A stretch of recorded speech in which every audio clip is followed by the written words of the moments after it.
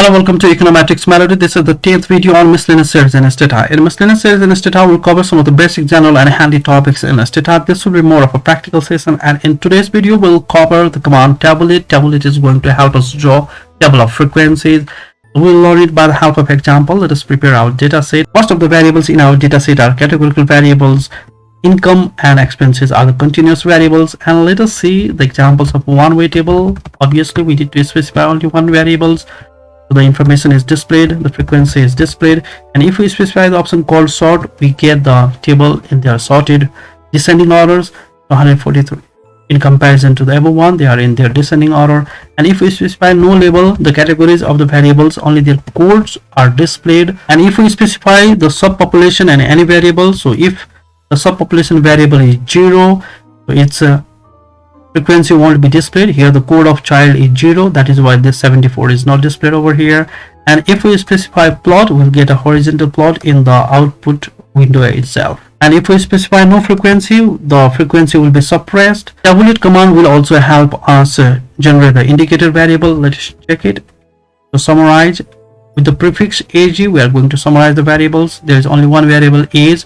Now we are going to generate the categorical indicator variables for the categories of age. Our command is ready. Now we are going to again summarize the variables with the prefix ag, and we see it. So ag1, ag2, and ag3, these are the indicators variables for the categories of age. And let us check it. So ag1, this is the indicator variable for child. So if the age is child, and let us execute it, the frequency is 74, and previously it was also. Now let us treat some of the missing variables, and for that we need to generate certain 20 observations as missing variables, and we want to tabulate age. So this is the tabulation. Now if we specify the option called missing, we'll get the information on missing observations as well. This is the result here. The total number of observations is 300, out of which 20 were missing, and here we didn't get that information. And tab1 command, this will generate the one-way table of all the variables specified. So 4 variables, we get a 4 one-way table. And let us now delve into the two-way table. The two-way table is the maximum limit. Only 2 variables can be specified with tabulate command. So we get the frequency table of these categories of these 2 variables, and these are the options that we can use with the two-way table. Let us explore some of them. We can also test the hypothesis. Some of the hypotheses like chi-square, Fisher exit test, and so on, which we will see by the help of example. Two-way table of body and pay. So this will give us the frequency of these categories.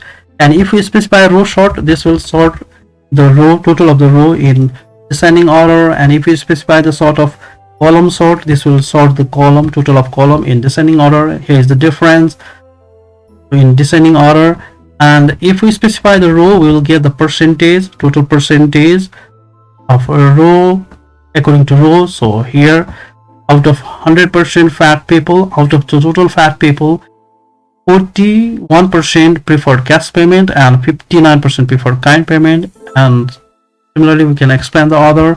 We can suppress the frequency by using this option called nofreq, and now we have the only percentage or proportion table. Similarly, if we specify the option called call, we'll get the total percent, 100% for the columns, and the explanation goes like this. Out of the people paying in kind, 75.60% were fat and 24.38% were thin, and so on. And we can also suppress the frequency by using that option, no frequent. And if we specify the option called sale, we will get the percentage on the grand total. The percentage in each sale will add up to 100%. So out of the total 100% or 300 people, 28% were fat and they preferred cash payment. 18 or even 19% were thin and they preferred cash payment, and so on. We can always suppress their frequency and display only the percentage or proportion table. And we can also draw, and we can also display the expected frequency by using this option called expected. So we get the table of observed frequency against the expected frequency, and we can carry out the chi-square test also. Now let us delve into the chi-square test, and in order to display the chi-square test we need to specify this option called chi2, that is chi-square, and let us check it. The null hypothesis for chi-square test is the rows and column variables, they are independent, that is they don't have any association, while the alternative hypothesis states that there are certain association of the row and column variables.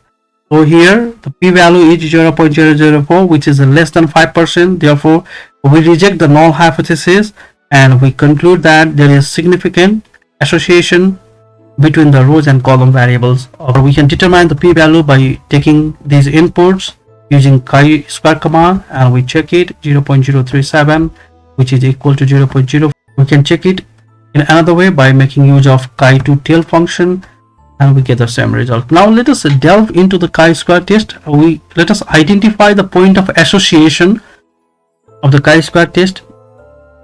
Is the null hypothesis has been rejected and alternative hypothesis of association has been accepted. So we are making use of this command called proportion test of immediate input.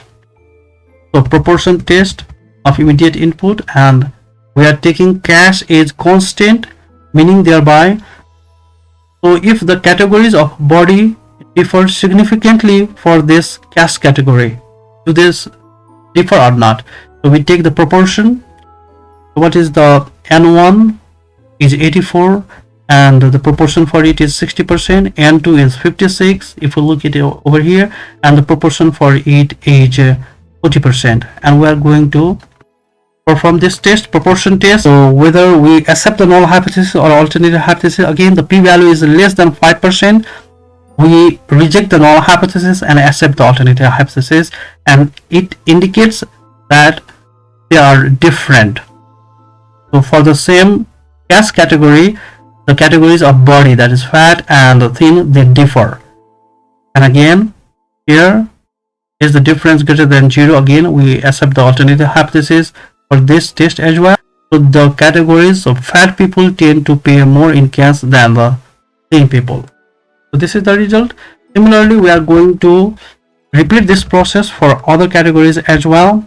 Here we are going to keep the kind constant, and for this category of payment, do the categories of body and thin, do they differ significantly or not? And we take the input is 121 n1 and n2 is 39, which is clear over here, and the proportion for it is 75.63% and 24.38% for the other. And we're going to perform that test, and let us focus on the alternative hypothesis, whether it is null hypothesis and alternate hypothesis. Here if we see this p-value, it is again significant. We reject the null hypothesis of difference being 0 and accept the alternate hypothesis of difference not being equal to 0. And if we look at these p-values, the difference is greater than 0. It is significant over here. So the difference is greater than 0 only when fat is greater than thin. So the fat people tend to pay more in kind than the thin people. The association, there is some sort of association. Similarly, we repeat the same process for the other categories. Now we are going to hold the fat constant. If this is constant for this category, whether the mode of payment differs significantly or not, and we take n1 is 84, n2 121, and its percent is 40.98 and 59.02 respectively, and we perform the test. It is significant as this value is less than 5%. We conclude that there is certain differences, or the difference is not equal to 0. And again here, this time the difference is less, and the difference is only less when cash is less than kind. So fat people, again, they prefer kind payment. Similarly, we are going to repeat the same process for other categories, and let us see here. We are going to keep thin as constant, and we have taken this value, and here we accept the null hypothesis. So here difference is equals to 0 actually, and we rule out the possibility of difference not being equal to 0. So though we accept the null hypothesis, but there is some sort of indication that the difference is greater than 0. because the value is less than 5%, and difference is greater than 0 only when cas should be greater than kind. So tend to prefer cas. So this is only an indicative interpretation. However, so we accept the null hypothesis of no difference. Now if you want to test the contribution of each cell in chi-square, we can use this option called C chi-square, and we can identify the contribution. So the total chi-square value is 8.4243, which is over here. So the third value in each cell represents the contribution in the chi-square. So the total contribution by fat is 2.7 and thin is 5.8, which adds up to 8.4. And if we break it down in terms of cas and kind payment, 4.5 comes from cas and 3.9 from kind. So the total is 8.4. Similarly, we can carry out the Fisher's exact test by specifying this option called exact, and also we can calculate the Goldman and Crucial's gamma by using this option called gamma, and we can also calculate the likelihood ratio chi-square test, which is also called as likelihood ratio test, by specifying this option LR chi-square, and Kendall's tau b by using tau b option, and another we can also calculate the Kramer's v by using this option called v, and similarly we can calculate the likelihood ratio of Kramer's v by using this option.